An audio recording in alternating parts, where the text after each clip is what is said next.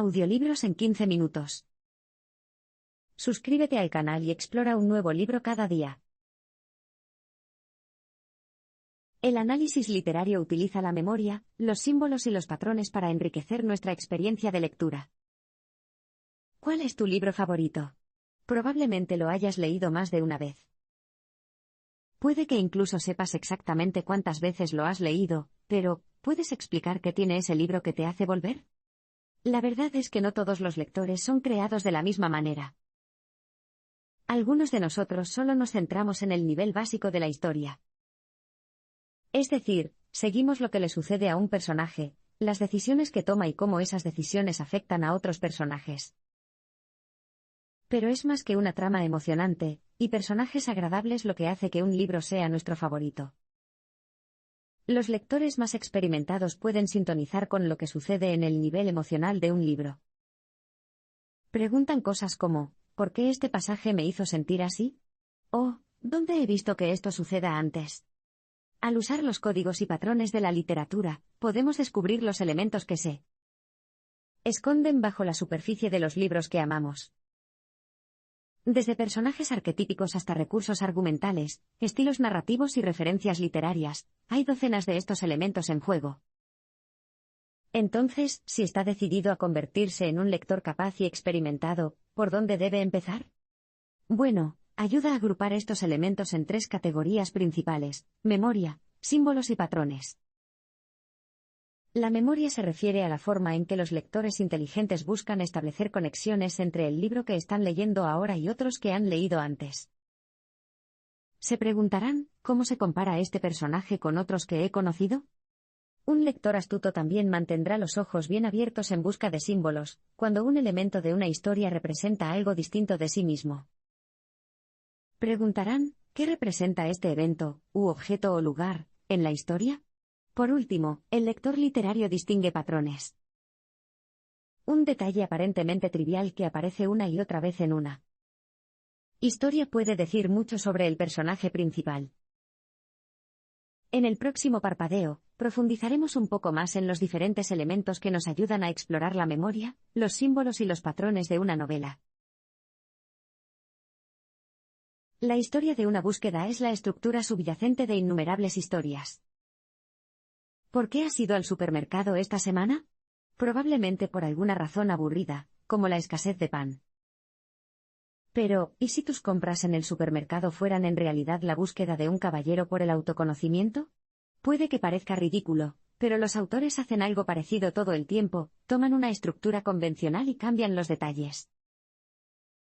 En Sir Gawain y el Caballero Verde, un joven caballero viaja a una tierra lejana en busca del Santo Grial.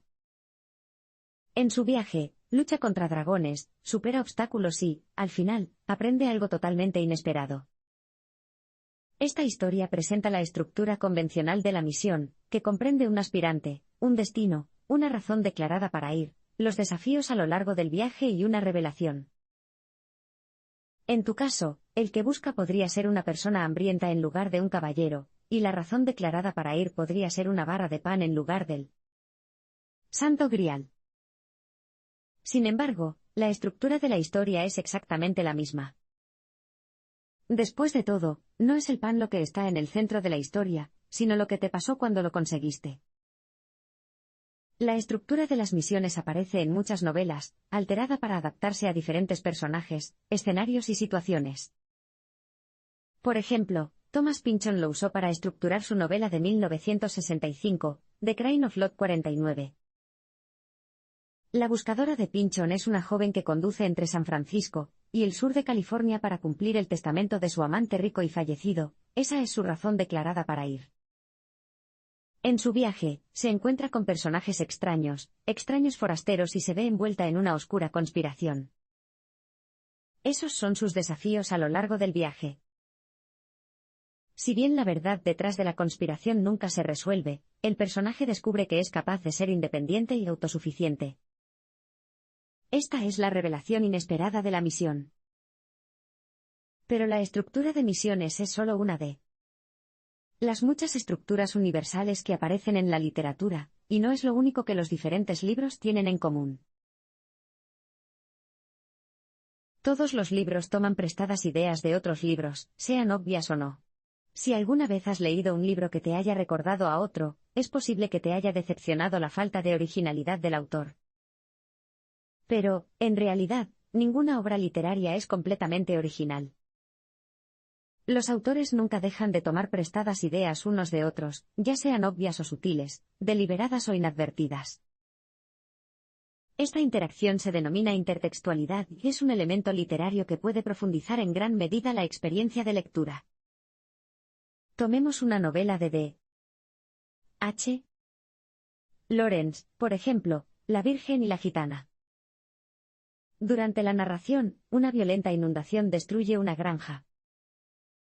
Este diluvio es notablemente similar al diluvio de Noé en la Biblia, lo que sugiere que el diluvio de la novela de Lawrence no es solo un diluvio, sino un comentario sobre los poderes limpiadores de la destrucción. De casi todos los libros podemos extraer algún mensaje universal sobre la condición humana, un mensaje que es relevante sin importar la época o el lugar en el que vivas. Algunos afirman que cada uno de estos mensajes siempre se relacionará con los comunicados en las obras de Shakespeare. Sea esto válido o no, Shakespeare ha sido y siempre será una figura fundamental en la literatura y el idioma ingleses. Muchos autores incluso han rendido homenaje a Shakespeare con referencias intertextuales a sus obras dentro de sus propias obras. El musical West Side Story toma a Romeo y Julieta como modelo para una historia moderna de amantes desventurados, mientras que el título de la película comedia sexual de Una noche de verano de Woody Allen hace un descarado guiño a Sueño de una noche de verano de Shakespeare.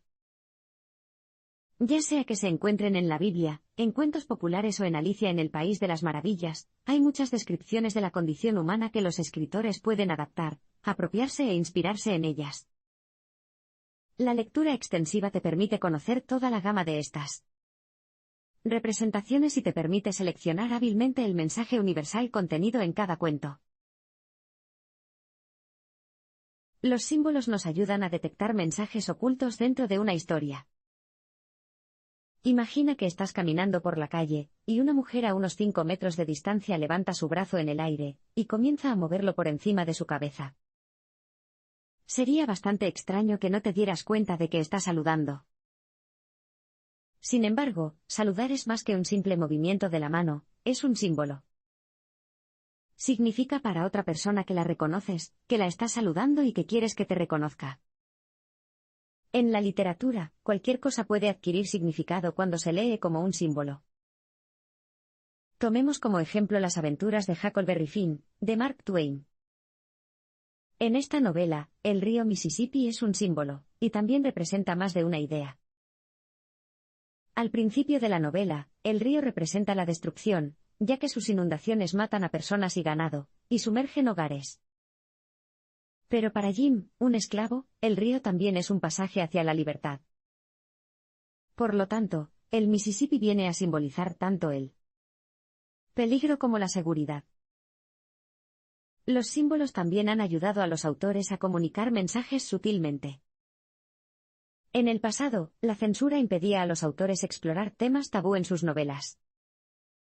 Así, muchos autores comenzaron a utilizar símbolos para comunicar temas prohibidos sin que los descubrieran. En el siglo XVII, John Donne escribió un poema llamado La pulga, en el que los impulsos sexuales del narrador se ven frustrados por la frigidez de su amante. Las estrictas leyes de censura prohibían a Donne mencionar el sexo directamente. Entonces, ¿cómo resolvió Donne el dilema? Usando una pulga como símbolo. La pulga titular es un símbolo que une a los amantes, chupando la sangre del hablante y la de su amante. Sus picaduras de pulgas simbolizan la consumación de su relación, así como la voz del anhelo del poema. Por supuesto, este es un símbolo bastante difícil de reconocer al principio. Sin embargo, un buen libro a menudo indica los símbolos. Así que estate atento, si algo aparece una y otra vez en un texto, míralo más de cerca. Puede que tengas un mensaje simbólico en tus manos. El escenario moldea nuestra percepción de una historia de manera sutil, pero profunda. Supongamos que lees una historia sobre el sufrimiento y las dificultades ambientada en un paisaje áspero y helado. Ahora imagina leer la misma historia, pero esta vez está ambientada en un paisaje exuberante y floreciente en plena primavera. ¿Responderías a la historia de la misma manera? Probablemente no. El entorno desempeña un papel de increíble importancia en la literatura. Los escritos de Edgar Allan Poe ilustran esto particularmente bien. Tomemos su novela La caída de la casa Asher, por ejemplo. En las primeras líneas del libro destacan descriptores como aburrido, de rango y vacante. Cuando se presentan los personajes, ya estamos seguros de que las vidas que llevan son sombrías, sombrías y sombrías. ¿Por qué? Por la atmósfera que evoca el escenario desde el principio. En las obras literarias, los escenarios no solo se utilizan para establecer una historia, sino también para formar el corazón mismo de la historia misma. Las obras más influyentes de William Faulkner están ambientadas en el condado de Yoknapataufa, una representación ficticia pero muy precisa de la sociedad del sur profundo. Además de la ubicación geográfica, el entorno también abarca el clima y el tiempo. Las estaciones se utilizan a menudo como símbolos en la literatura, y sus significados son bastante intuitivos. La primavera sugiere los días felices de la infancia, el verano evoca la pasión y el romance, el otoño a menudo simboliza el envejecimiento, y el invierno a menudo alude a la muerte. Los autores suelen emplear temporadas simbólicas para subrayar el mensaje que está en el centro de su texto. Por ejemplo, la novela de 1984 de Anita Brockner, Hotel du Lac, retrata a una mujer que se recupera de un romance turbulento, y reflexiona sobre su juventud escondiéndose en un centro turístico. Llega al resort a finales de septiembre, el otoño de su vida. Los escenarios suelen desempeñar un papel tan instrumental en la literatura que son más bien como un personaje propio. Así que cuando leas, no te limites a explorar el quién y el qué, sino que profundizas en el dónde y el cuándo. La ironía subvierte tus expectativas como lector, comunicando ideas de formas sorprendentes y poderosas. Con una sólida comprensión de los códigos que utilizan los autores para atraer a sus lectores, es hora de descubrir un comodín literario, la ironía, un elemento de los textos que arroja todas las reglas por la borda. En pocas palabras, la ironía ocurre cuando ocurre lo contrario de lo que esperamos que suceda. Y para entender la ironía, debemos distinguir entre expectativa e intención. ¿Recuerdas la estructura que se utiliza a menudo en La misión del caballero? Si reconoces esta estructura en una historia, sabrás más o menos qué esperar de la trama. Así que, si la trama da un giro inesperado, sabrás que hubo ironía. Tomemos como ejemplo la influyente obra de Samuel Beckett, Esperando a Godot. Los dos personajes principales esperan cada día a un lado de la carretera con la esperanza de que una figura misteriosa, Godot, llegue y traiga cambios. A pesar de las expectativas de los personajes y de los lectores, Godot nunca aparece. Esto crea una sensación de curiosidad en el público, y les indica la dirección del comentario social subversivo que está en el centro de la obra. También encontramos ironía en las acciones de los personajes. Por ejemplo, en Mrs. Dalloway, una novela de Virginia Woolf, el veterano de guerra Septimus Warren Smith se suicida. ¿Su motivación? Se acercaban los enemigos. Sin embargo, estos enemigos son en realidad dos médicos. Aquí se subvierte la percepción habitual de los médicos como sanadores y ayudantes, en cambio, Smith los ve como una terrible amenaza. La ironía puede incluso estar entretejida en el título mismo de una novela. Tomemos el ejemplo de Adiós a las armas de Hemingway. Este título hace referencia a un poema belicista. De hecho, la primera línea del poema es a las armas. Hemingway, sin embargo, une el título y la primera línea de este poema para construir la frase Adiós a las armas, justo lo opuesto a un grito de guerra patriótico. De este modo, la ironía es un elemento que mantiene a los lectores alerta. Una vez que seas capaz de detectar la ironía, dejarás de dar por sentadas las convenciones literarias. En otras palabras, te habrás convertido en un lector verdaderamente experimentado.